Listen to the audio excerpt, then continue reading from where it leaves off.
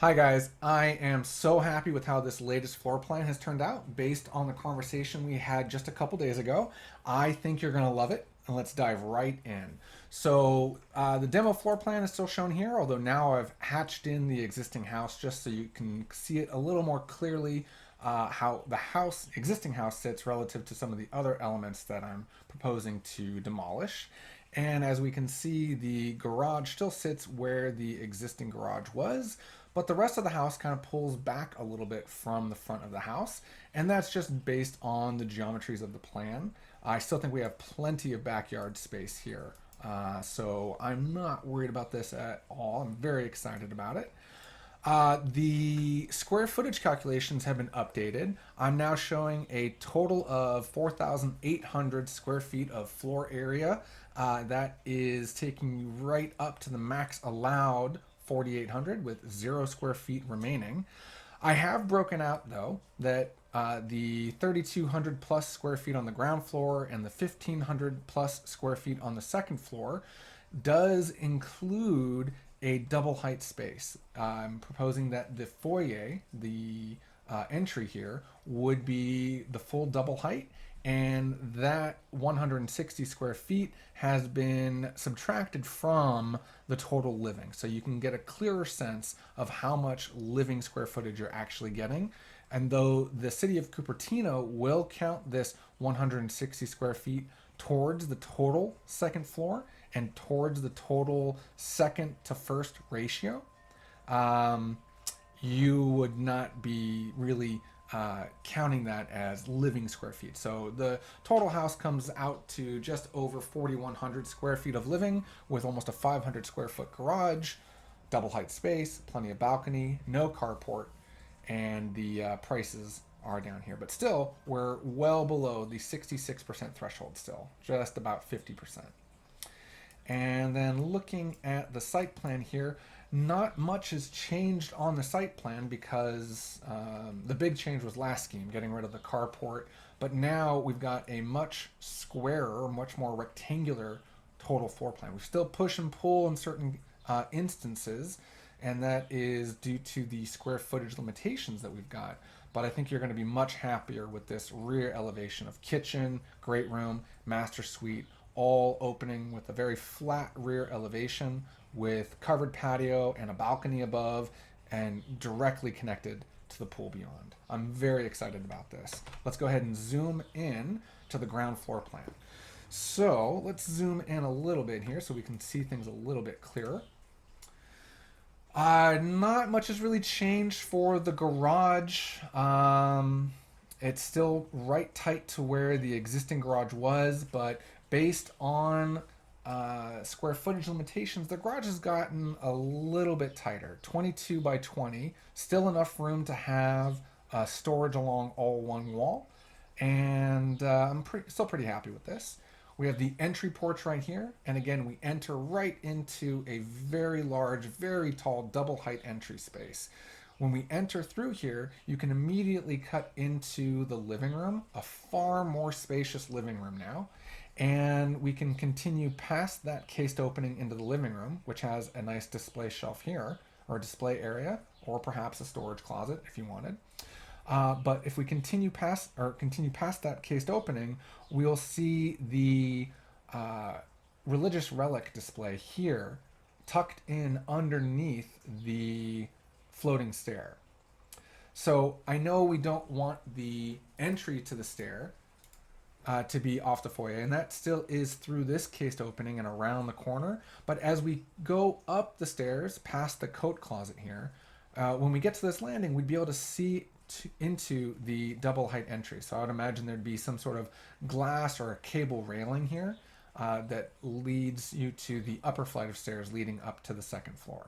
So I hope you really like this. I think it's going to be a fantastic way to really take advantage of this double height entry. But I wonder if I'm a little bit concerned about the adjacency of the stair to the foyer, to the entry. Because I know you said you didn't want that directly off the stair, and here I've got it adjacent to it, but still the stair does dump you into the great room, and you access the stair from the great room, not from the foyer. Hopefully that works. Let's see. As we continue through the entryway, we are and we enter into the very large great room.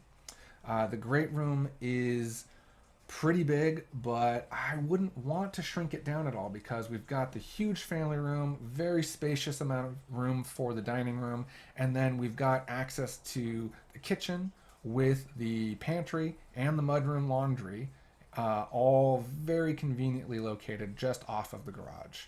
So we've got the mudroom here through the garage. We've also got the laundry room with the side yard access.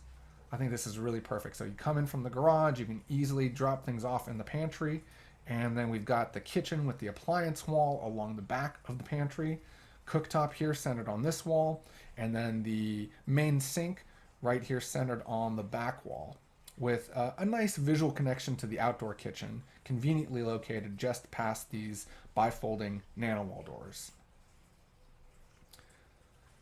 And let's see. So from the great room, also we could walk past another display area here, and duck into a cased opening that takes us and gives us access to the powder room, but also gives us access again to the living room. And I like being able to circulate around like this. I still think that's a really nice thing to have. And the office is still off of the living room, but you don't have to access it by walking through the living room. You could access it through this narrow hallway here. So the office here at the front corner of the house has great window access and easy access to the powder room, as well as easy access to the master suite. The master suite has been relocated and pushed back so that it's flush with the great room. We've got sliding glass doors here that give you access to the backyard pool area, but then to access the walk-in closet or the master bathroom, we would be using this vestibule area here. I'm really happy with this, and I hope you guys are going to be happy with it too. So now I think we can go upstairs. So we'll start here and work our way up. And we come upstairs, and again, like I said, let's zoom in a little bit. When we come upstairs to this landing, there'd be a cable railing or a glass railing right here. And as we continue up the flight of stairs here, we're just really, really taking advantage of this huge double height entry space. A lot of glass here, a lot of big art opportunities right here. I think you're gonna love this. So we come upstairs and we're entering into a rather large loft area that connects to the balcony. And then from the loft area, we have access to the primary ensuite bedroom here, where your children would stay. And then I have the other ensuite bedroom back here. Now, I know that might differ a little bit from what we talked about in our meeting, but it really just sort of worked out better this way geometrically, that I use up this little area here as another ensuite bathroom for this bedroom. And so in my thinking of justifying this, I thought to myself, well, if only one set of your grown children comes to stay with you with their kids, why would the grandkids want to be away from the pool? Why not let the one set of kids and one set of grandkids stay at the bedrooms that are at the back, more connected to the balcony and looking out over the pool? And then if and only if the full family comes, then the second set of children and second set of grandchildren would occupy the front facing bedrooms. This also allows for the grandkids to be on one side of the house with better access to the shared bathroom. So I think this is the right layout, and I've got a good justification for it, and I hope you agree. And again, looking at this kid's bedroom here, they've got the slightly biggest room, and they've also got a slightly nicer cabinetry filled walk-in closet that gives them access to their bathroom.